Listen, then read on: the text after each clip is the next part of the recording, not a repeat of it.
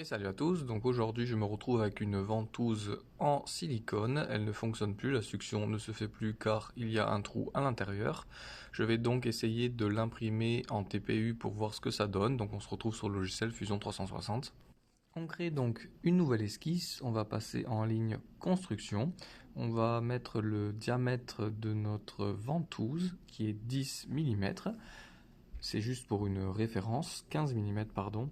Donc si vous voulez faire comme je vais faire une extrusion circulaire, on va pas mettre le diamètre mais on va mettre le rayon, donc à savoir 7,5 mm.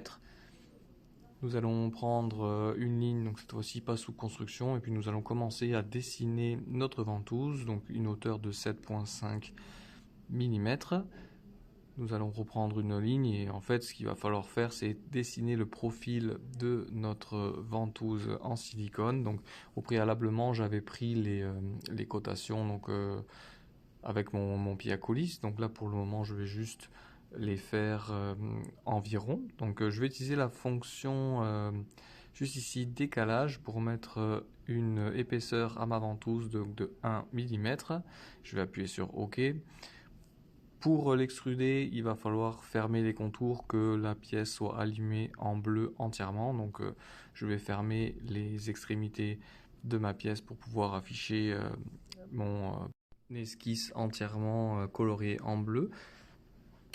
Je vais modifier aussi l'intérieur de ma ventouse parce qu'il y a un petit trou de 4 mm qui est à l'intérieur pour justement faire passer l'air. Donc je vais repasser en ligne de construction, je vais me préparer pour mon intérieur de ma ventouse. Il n'y a aucun problème, je n'ai pas besoin de supprimer le décalage que j'avais fait, je vais juste tout simplement dessiner par dessus et je sélectionnerai avec un contrôle les parties en bleu que je veux extruder tout à l'heure. Donc je vais préparer mon trou de 2 mm, je vais tout simplement venir relier comme ceci.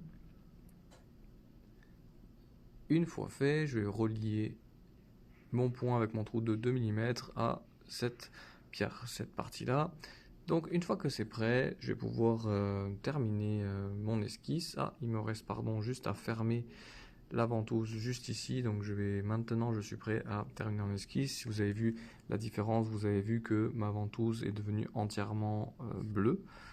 Je sélectionne avec CTRL les faces pour qu'elles s'allument encore une fois en bleu. Je vais aller dans Révolution et je vais choisir le bon axe pour que ma ventouse s'affiche correctement. Une fois qu'elle est prête, il va suffire de l'importer dans votre slicer. Vous pouvez aller encore une fois dans l'onglet maillage et de faire une exportation directement sur votre slicer. De mon côté, j'ai vérifié les cotations, la ventouse est parfaite. J'ai très rapidement imprimé en 10 minutes ces deux modèles, donc chacun dans un sens pour voir le meilleur résultat. En niveau de flexibilité, c'est quand même pas trop mal, je pense qu'on va pouvoir s'en sortir. Je sais pas si l'étanchéité, ça va le faire en fonction de la matière qui n'est pas assez souple comme du silicone. J'ai donc réimprimé la pièce d'une certaine manière afin de pouvoir la faire vraiment le plus proche possible de la réalité sans aucun défaut.